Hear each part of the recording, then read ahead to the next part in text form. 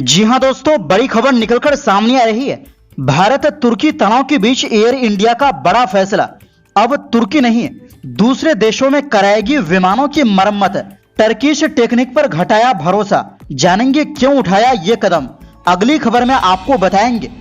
Saudi अरब ने 2.5 लाख से ज्यादा मुसलमानों को क्यों हज करने से रोका, वजह भी बताई। मक्का में नहीं मिली एंट्री, इसी के साथ आपको बताएंगे। ब्रिटेन ने दिया मोरक्को को बड़ा समर्थन।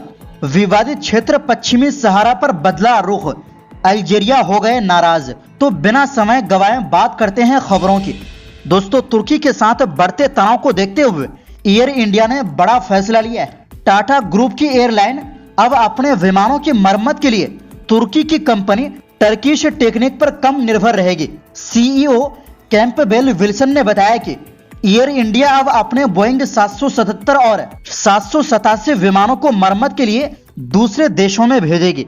भारत सरकार भी तुर्की के प्रति सख्त रवैया अपना रही है, इसलिए एयर इंडिया ने यह फैसला लिया है। सेना के ऑपरेशन सिंदूर के दौरान तुर्की ने पाकिस्तान का खुलकर समर्थन किया था। इसके बाद से भारत में तुर्की के उत्पादों और सेवाओं का व्यापक बहिष्कार हो रहा है। नवभारत टाइम्स के मुताबिक एयर इंडिया के सीईओ कैंपबेल विल्सन ने कहा कि विमानों की मरम्मत का काम एक ग्लोबल बिजनेस है। उन्होंने बताया, हालात बदलने पर एडजस्ट करने में थोड़ा समय लगता है, लेकिन हम राष्ट्रीय भावनाओं का ध्यान रखते हैं। हम ये भी देखते हैं कि लोग हमसे क्या चाहते हैं। दरअसल अभी टर्किश टेक्निक एयर इंडिया के कुछ बड़े विमानों की मरम्मत करती है। विल्सन ने कहा कि अभी कुछ समय के लिए एयर इंडिया को अपने विमानों को मरम्मत के लिए विदेश भेजना होगा। ये middle east, south east Asia और अमेरिका में मौजूद सुविधाओं का इस्तेमाल करेंगे। इसमें टर्किश टेक्निक भी शामिल है, लेकिन बहुत कम संख्या में विमानों को वहां भेजा जाएगा। उन्होंने ये भी कहा कि भारत को इस तरह के काम करने के लिए क्षमता विकसित करने में समय लगेगा। विल्सन ने बताया, हाल के घटनाक्रमों को देखते हुए हम अपने विमानों को भेजने की जगह बदलेंगे।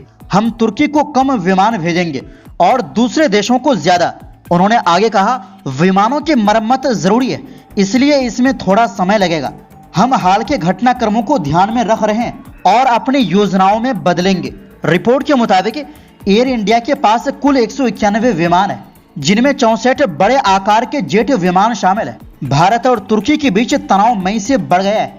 तुर्की ने पाकिस्तान में भारत के हमलों की निंदा की थी।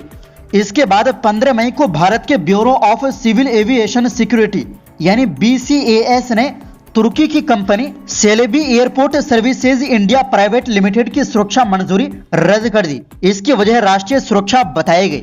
इसके बाद 30 मई को विमानन नियामक DCGA ने इंडिगो को टर्किश एयरलाइन से 2 बोइंग 777 विमानों को किराए पर लेने की अंतिम 3 महीने की मोहलत दे दी। ये मोहलत 31 अगस्त को खत्म हो रही है। इसका मतलब है कि भारत सरकार तुर्की के साथ अपने संबंधों को लेकर सतर्क है। एयर इंडिया भी सरकार के फैसले का समर्थन कर रही है, इसलिए एयर इंडिया अब अपने विमानों की मरम्मत के लिए टर्किश टेक्निक पर कम निर्भर रहेगी। वहीं दूसरी ओर सऊदी अरब ने इस साल हज यात्रा के दौरान 2,69,000 से ज्यादा लोगों को मक्का शहर में दाखिल होने से रोक दिया है, क्योंकि उनके पास सरकारी अनुमति नहीं थी, यानी हज की परमिट नहीं थी। ये जानकारी अधिकारियों ने रविवार को दी। सरकार का कहना है कि हज में भीड़ भाड़ बढ़ने की सबसे बड़ी वजह बिना इजाजत आने वाले लोग हैं। उन्होंने बताया कि पिछले साल गर्मी के दौरान जो हाजियों की मौत हुई थी, उनमें बड़ी संख्या उन्हीं लोगों की थी जो बिना अनुमति के हज पर आए थे। रविवार तक सरकारी रिपोर्ट के मुताबिक मक्का में करीब 14 लाख मुसलमान पहुंच चुके थे और अब तक तो और ज्यादा लोग पहुंच चुके होंगे, क्योंकि इस बार लगभग 20 लाख लोग हज करेंगे। अगर कोई व्यक्ति बिना इजाजत हज करता है तो उस पर $5,000 तक का जुर्माना लग सकता है और उसे देश से निकाला भी जा सकता है।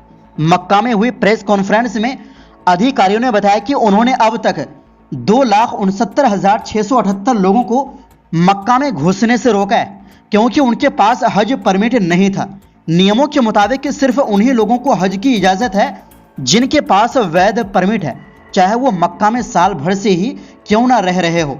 हुकूमत ने हज के नियम तोड़ने पर अब तक 23,000 से ज्यादा सऊदी निवासियों पर जुर्माना लगाया है। साथ ही 400 कंपनियों के लाइसेंस रद्द कर दिए हैं जो हज से जुड़ी सेवाएं दे रही थी। ये कदम इसलिए उठाए गए हैं ताकि हज यात्रा सुरक्षित और सही तरीके से हो सके।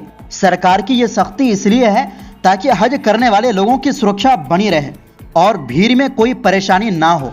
दरअसल हज सऊदी अरब के मक्का शहर की हर साल होने वाली एक धार्मिक यात्रा है। ये इस्लाम के 5 जरूरी नियमों यानी 5 फराइजों में से आखिरी है, जो हर मुसलमान के लिए जिंदगी में एक बार जरूरी है, लेकिन सिर्फ उन्हीं के लिए जो शारीरिक और आर्थिक रूप से सक्षम हो।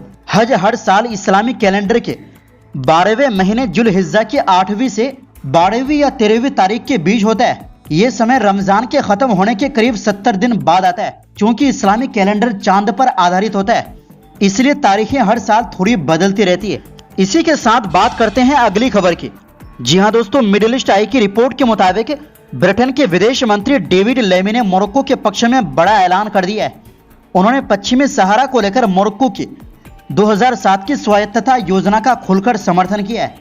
ये फैसला कूटनीतिक लिहाज से बहुत अहम है और इससे अल्जीरिया खफा हो गया है। रबात में प्रेस कॉन्फ्रेंस करते हुए लेमी ने साफ कहा, यह प्रस्ताव इस लंबे विवाद को सुलझाने का सबसे मजबूत, समझदारी भरा और व्यवहारिक तरीका है। उन्होंने ये भी कहा कि ब्रिटेन अब इस मसले पर आर्थिक, क्षेत्रीय और अंतर्राष्ट्रीय स्तर पर मोरक्को के साथ खड़ा रहेगा। अब ब्रिटेन भी अमेरिका और फ्रांस की तरह मोरक्को के पक्ष में खड़ा हो गया है, जो यूएन सुरक्षा परिषद के बड़े सदस्य है। मोरक्को का यह प्लान कहता है कि पश्चिमी सहारा को आजादी नहीं बल्कि मोरक्को के तहत सीमित स्वायत्तता मिले। मिडिल ईस्ट आई के मुताबिक मोरक्को के विदेश मंत्री नासिर बोरिता ने इसे ऐतिहासिक मोड़ बताया और कहा कि ये इस विवाद को खत्म करने की एक मजबूत कोशिश का हिस्सा है। उन्होंने ये भी बताया कि ब्रिटेन इस विवादित इलाके में निवेश पर विचार कर रहा है। दोनों देशों ने स्वास्थ्य, टेक्नोलॉजी, बंदरगाह विकास, पानी और सरकारी खरीद जैसे अहम सेक्टरों में समझौते भी किए। डेविड लेमी ने कहा कि इससे ब्रिटिश कंपनियों को बड़ा फायदा होगा, खासकर जब मोरक्को 2030 वर्ल्ड कप की मेजबानी की तैयारी कर रहा है। दरअसल पश्चिमी सहारा फॉस्फेट और मछली से भरपूर एक विवादित इलाका है। मोरक्को 80% हिस्से पर कब्जा किए हुए हैं, बाकी पर पोलिसारियो फ्रंट का कंट्रोल है जो आजादी चाहता है। 1975 में स्पेन के हटने के बाद विवाद शुरू हुआ। 1991 में यूएन के दखल से युद्ध विराम तो हुआ, लेकिन जो रेफरेंडम वादा किया गया था वो आज तक नहीं हुआ। 2020 से एक बार फिर दोनों पक्षों के बीच लड़ाई छिड़ गई है। तोप और ड्रोन हमलों की खबरें लगातार आ रही है। मोरक्को ने यहां बर्म नाम की रेत की दीवार बनाई है। मानवाधिकार संगठनों ने आरोप लगाए हैं कि मोरक्को उसके कब्जे वाले इलाकों में जो लोग आजादी की मांग करते हैं उन पर सख्ती से कार्रवाई कर रहा है। अल्जीरिया शुरू से ही पश्चिमी सहारा की आजादी का समर्थक रहा है। 2021 में उसने मोरक्को से अपने रिश्ते तोड़ लिए थे, जो पोलिसारियो फ्रंट का साथ देता है और टिंडुफ कैंप में करीब 1,76,000 सहरावी शरणार्थियों को पनाह दे रहा है। पिछले साल जब फ्रांस ने मोरक्को की योजना का समर्थन किया तो अल्जीरिया नाराज हो गया। उसने फ्रांस पर आरोप लगाया कि वो उपनिवेशवाद को बढ़ावा दे रहा है और यूएन की आजादी दिलाने की कोशिशों को नजरअंदाज कर रहा है। तो दोस्तों फिलहाल के लिए इस रिपोर्ट में बस इतना ही। इस पर आपकी क्या राय है कमेंट बॉक्स में जरूर दें।